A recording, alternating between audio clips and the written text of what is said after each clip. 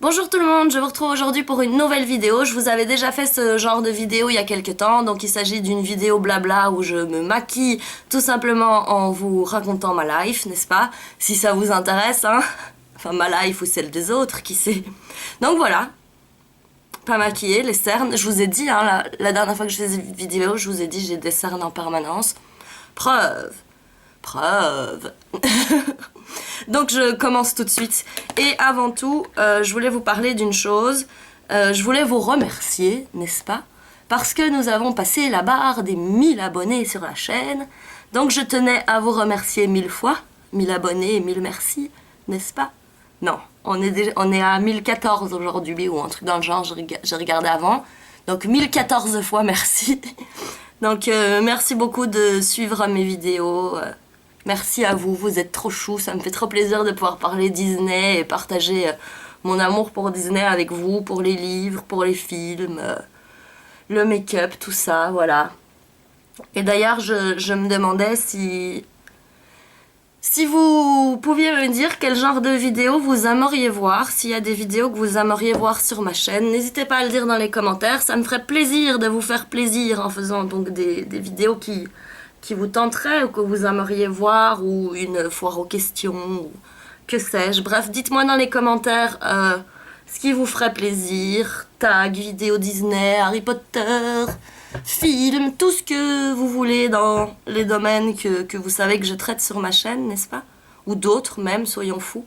Voilà, laissez libre cours à vos idées dans les commentaires, je serai ravie de regarder ça et donc de piocher certaines de vos idées pour mes futures vidéos. Alors, deuxième chose, je voulais faire un petit coucou à Sarah. Sarah, c'est une amie d'enfance à moi, on se connaît depuis qu'on est toute petite, on a fait presque toutes nos primaires et nos humanités, comme on dit en Belgique, ensemble, donc on se connaît depuis très longtemps. Et Sarah regarde mes vidéos, et c'est elle qui m'a demandé de refaire une vidéo où je raconte ma life en me maquillant. Alors, c'est une pote, donc elle est déjà au courant de toute ma life, mais elle avait quand même envie que je raconte encore ma life, n'est-ce pas? Donc Sarah, je t'ai écouté, ma poule. Voici une nouvelle vidéo blabla. Et voilà, j'essaye de convaincre Sarah de venir faire une vidéo avec moi. Donc pareil dans les commentaires, dites-lui Sarah, fais une vidéo. Voilà, ça me ferait marrer qu'elle vienne faire une petite vidéo avec moi. Je trouverais ça rigolo. Donc Sarah, t'es la bienvenue, c'est quand tu veux. Tu me téléphones et on se fait une vidéo à deux, si t'es motivé. Voilà, donc pour le petit message perso, c'est terminé et je vais en venir tout de suite un peu plus au cœur des petites choses dont je voulais vous parler, qui sont voilà, je sais même pas, je commence une phrase, je sais même pas la terminer. Donc je voulais vous parler d'une petite chose, c'est des bouquins de youtubeurs. Alors vous savez que sur ma chaîne, je fais les critiques, les reviews de beaucoup des livres que je lis, et j'ai lu pas mal de bouquins de youtubeurs, hein, certains dont j'ai même pas fait les reviews, c'est pas très bien, mais donc j'en ai lu, je dirais 5, 6, 7 bouquins de youtubeurs au total. Je n'ai lu dans ces bouquins de youtubeurs qu'un seul bouquin de youtubeur francophone, qui est donc le bouquin de Marie, Enjoy Phoenix. Sinon, à part ça, les bouquins de youtubeurs que j'ai lus, c'est des youtubeurs américains ou des youtubeurs anglais. Dans ces bouquins, il y a à boire et à manger, c'est-à-dire qu'il y a certains youtubeurs qui écrivent des fictions, donc qui écrivent un roman, qui écrivent une histoire, comme Zoella. Il me semble que pour les youtubeurs français, Golden Beauty, Wendy, il me semble que c'est le livre qu'elle sort, il me semble que c'est aussi une fiction, donc un roman, voilà. Il y a des youtubeurs qui font des autobiographies, donc plus comme Marie nous a fait avec son livre, qui était plutôt autobiographique. Il y a aussi des youtubeurs qui font des bouquins de conseils, il y a des youtubeurs, enfin il y a de tout. Il y a de tout. Donc ça fait, comme vous voyez, un moment que les youtubeurs anglais et américains sortent des livres. Donc pour là-bas, c'est pas nouveau, on s'y est déjà fait à l'idée depuis un petit moment, n'est-ce pas?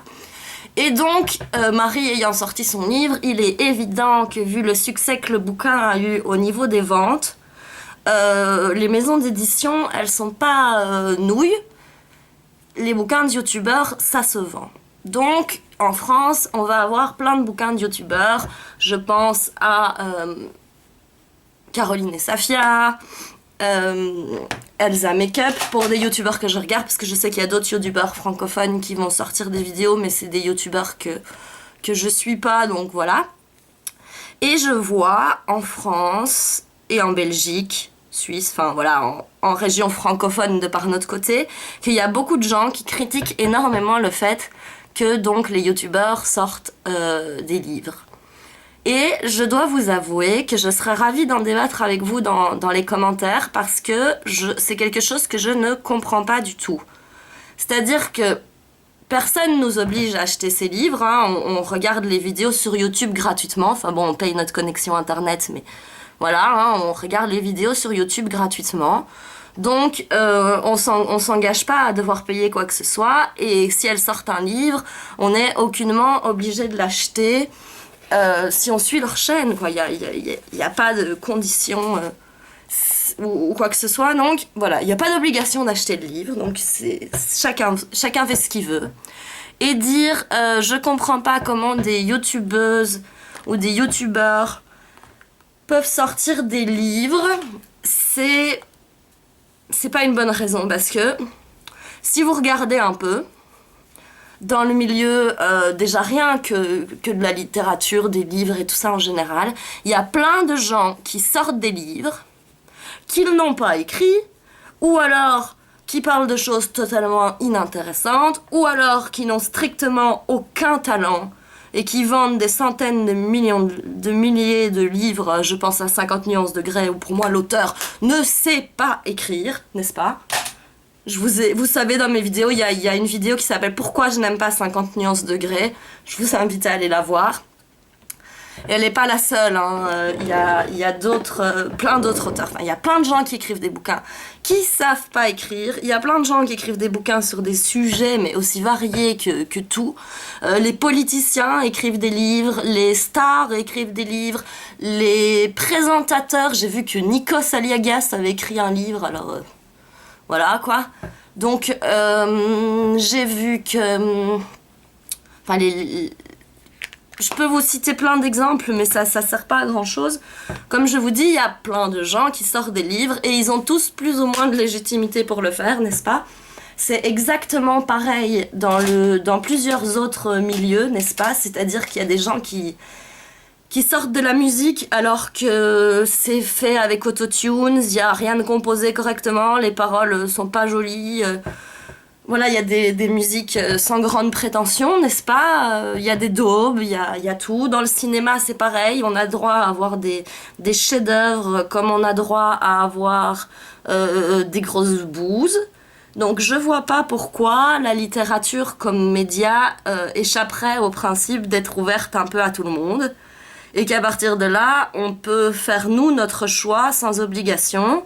Personnellement, j'aime bien lire, regarder ou écouter de temps en temps des choses de moins bonne qualité. Je privilégie les choses de bonne qualité.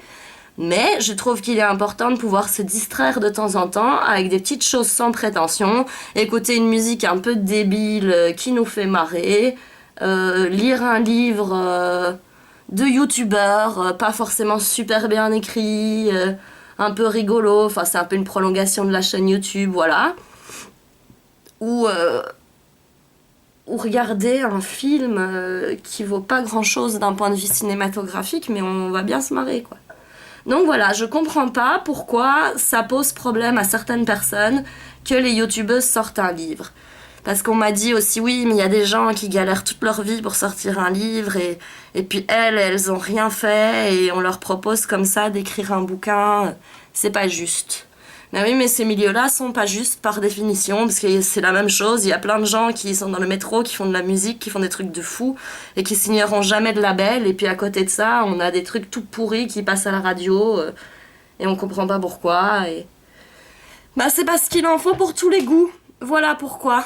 Et que c'est pas grave si de temps en temps des choses n'ont pas la prétention d'être parfaites, magnifiques, importantes, intéressantes, toutes ces choses-là.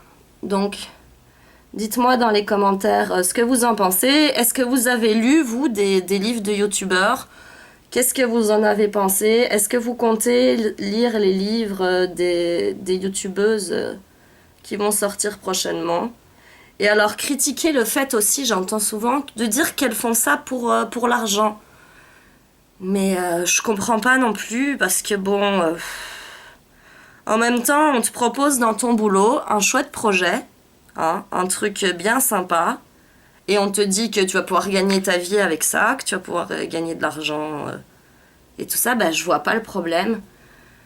C'est pas pour autant fait pour l'argent, mais enfin, elles vont pas le faire gratuitement non plus. Vous connaissez beaucoup de gens qui écrivent des livres gratos, vous? Enfin, pas moi, quoi. Donc voilà pourquoi tout ça, moi, ça ne me pose pas vraiment de problème. C'est comme aussi les gens qui critiquent le fait que Marie... que Marie travaille pour Disney avec Soy Luna le mag et tout ça. Pourquoi pas? Moi, on me proposerait de travailler pour Disney, mais demain, je dis oui, quoi. Je réfléchis même pas 2 minutes. Et elle a tout à fait raison de saisir l'opportunité. Et voilà. D'ailleurs, je sais même pas si je vais regarder ça, parce que autant vous savez que je suis une grande fan de Disney, autant les séries Disney, Channel et tout ça, c'est quelque chose que j'ai un peu décroché. À l'époque, je regardais un peu Les Sorciers de Waverly Place, Hannah Montana, toute cette époque-là, ouais. Limite encore un peu la vie de croisière de Zack et Cody, tout cela. Mais alors ça fait quelques années que je regarde plus. Je regarde les films Disney Channel, hein, j'ai vu de Descendants, mais je regarde plus les séries Disney. Donc s'il y en a une absolument fabuleuse, dites-moi. Genre Violetta, c'est la série par définition, le truc Disney qui m'a jamais tenté, quoi. Je sais pas pourquoi, en fait si, je sais pourquoi, mais... voilà, ça me tente pas du tout. Je crois que c'est le côté chanson, machin et tout. Petite romance. J'ai l'impression, et je me trompe peut-être, hein, dites-moi, parce que j'ai l'impression que Violetta, c'est pas rigolo comme ça pouvait être rigolo à Hannah Montana à l'époque. C'était complètement décalé, hein. Hannah Montana, d'ailleurs, ça a eu 10 ans il y a pas longtemps. C'était complètement décalé. C'était trop rigolo, quoi. D'ailleurs, puisqu'on parle d'Hannah Montana et puisqu'on est en pleine vidéo blabla, qu'est-ce que vous pensez de la nouvelle Miley? Est-ce que pour vous c'est une grosse déception? Est-ce que vous en avez strictement rien à faire ou voilà. Moi je dirais que personnellement j'aime bien la nouvelle Miley. Je trouve qu'elle est complètement délirante. Et je trouve que malgré des excès dont on parle pour elle, elle se fait quand même assez peu remarquer. Il n'y a rien de bien grave. Elle n'a pas une personnalité énervante comme peut parfois l'être Justin Bieber, par exemple, n'est-ce pas? Elle fait pas parler d'elle pour des vraies frasques, quoi. C'est genre, oh, elle a encore montré la moitié de ses fesses, ou... voilà, mais c'est pas... je sais pas, c'est pas elle agresse ses fans, c'est pas elle... enfin j'en sais rien, c'est pas elle vole dans des magasins, c'est pas elle est encore en énième cure de désintoxication ou j'en sais rien. Je trouve que ça va encore. Maintenant je trouve clairement qu'elle est pas appropriée aux jeunes enfants, mais si... oh, je viens de me foutre plein de mascara dans les cheveux. Oh. Nanana. Donc je dis, elle est pas appropriée vraiment aux jeunes enfants, mais si vous regardez, elle est loin d'être la seule, quoi. C'est pas parce qu'avant elle était Disney que voilà, enfin Britney nous a fait exactement le même coup, hein. Je suis désolée, il y a plein de chansons de Britney que même si les gosses ont écouté, t'as pas envie d'entendre un enfant une petite fille de 7 ans chanter I'm a slave for you ou Is Britney a bitch. Voilà, donc non, Miley, elle vit, c'est clairement plus pour un public d'enfants, mais presque comme toutes les autres, quoi. Enfin, à part Taylor Swift, je suis désolée, mais Rihanna, c'est pas pour les enfants. Lady Gaga, c'est pas pour les enfants. Britney, c'est pas pour les enfants. Enfin, je suis désolée, même Ariana Grande, dans le genre changement... Selena, elle est encore soft, limite. Selena Gomez, elle a encore fait un changement relativement soft et... bien que ces chansons ne soient pas vraiment appropriées aux enfants, disons que c'est un petit peu moins trash que certaines autres. Donc voilà, j'ai fini de me maquiller. Hein, moins de cernes du coup. Voilà. Comme toujours, j'ai utilisé ma Naked 3, j'ai pas réfléchi, c'est la première qui me vient sous la main, c'est ma palette préférée. D'ailleurs, j'en ai une autre, encore emballée, pour au cas où un jour j'arrive à vider celle-ci, genre on vide... En fait, je l'ai reçue et j'aurais dû aller l'échanger et finalement je l'ai pas échangée, donc je l'avais en double et je l'ai toujours en double et je me dis bah ouais, bah c'est ta palette préférée quoi, comme ça si jamais un jour il y a plus de Urban Decay, bah t'auras de toute façon ta deuxième palette, elle est folle. Voilà. Donc j'espère que cette vidéo vous aura plu, vous avez plein de choses à me dire dans les commentaires, hein, comme je vous ai demandé dans la vidéo. Dites-moi aussi, puisqu'on y est, faites-moi un roman et dites-moi la prochaine vidéo blabla s'il y a des sujets en particulier que vous souhaiteriez que j'aborde, des sujets ouais, dont vous voudriez que je parle, ce serait avec plaisir. Donc j'attends tout ça dans les commentaires, je vous dis à très bientôt, prenez bien soin de vous et gros bisous.